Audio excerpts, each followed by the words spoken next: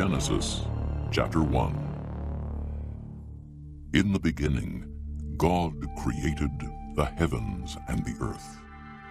Now the earth was formless and empty. Darkness was over the surface of the deep, and the Spirit of God was hovering over the waters.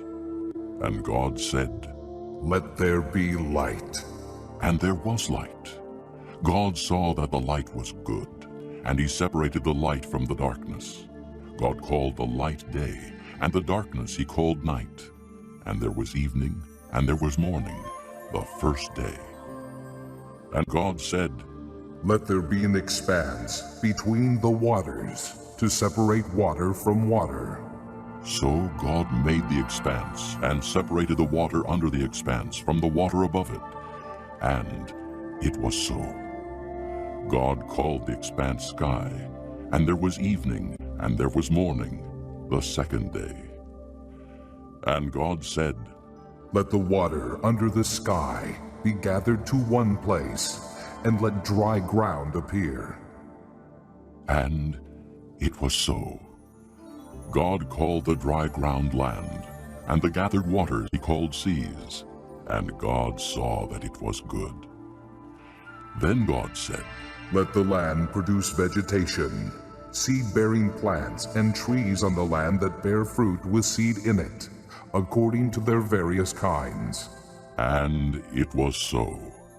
The land produced vegetation, plants bearing seed according to their kinds, and trees bearing fruit with seed in it according to their kinds. And God saw that it was good. And there was evening, and there was morning, the third day. And God said, "Let there be lights in the expanse of the sky to separate the day from the night, and let them serve as signs to mark seasons and days and years. And let them be lights in the expanse of the sky to give light on the earth." And it was so. God made two great lights, the greater light to govern the day, and the lesser light to govern the night. He also made the stars. God set them in the expanse of the sky to give light on the earth, to govern the day and the night, and to separate light from darkness. And God saw that it was good. And there was evening, and there was morning, the fourth day. And God said, "Let the water teem with living creatures, and let birds fly above the earth across the expanse of the sky." So God created the great creatures of the sea, and every living and moving thing with which the water teems, according to their kinds, and every winged bird according to its kind. And God saw that it was good. God blessed them and said, "Be fruitful and increase in number, and fill the water in the seas, and let the birds increase on the earth." And there was evening, and there was morning, the fifth day. And God said, "Let the land produce living creatures according to their kinds, livestock, creatures that move along the ground, and wild animals, each according to its kind." And it was so.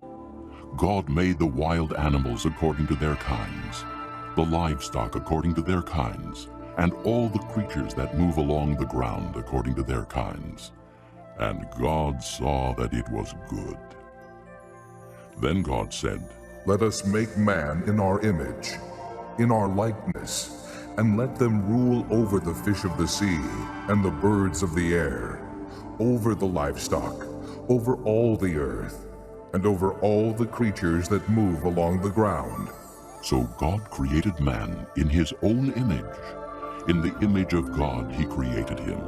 Male and female he created them. God blessed them and said to them, "Be fruitful and increase in number. Fill the earth and subdue it. Rule over the fish of the sea and the birds of the air, and over every living creature that moves on the ground." Then God said, "I give you every seed-bearing plant on the face of the whole earth, and every tree that has fruit with seed in it. They will be yours for food. And to all the beasts of the earth, and all the birds of the air, and all the creatures that move on the ground, Everything that has the breath of life in it, I give every green plant for food. And it was so. God saw all that he had made, and it was very good. And there was evening, and there was morning, the sixth day.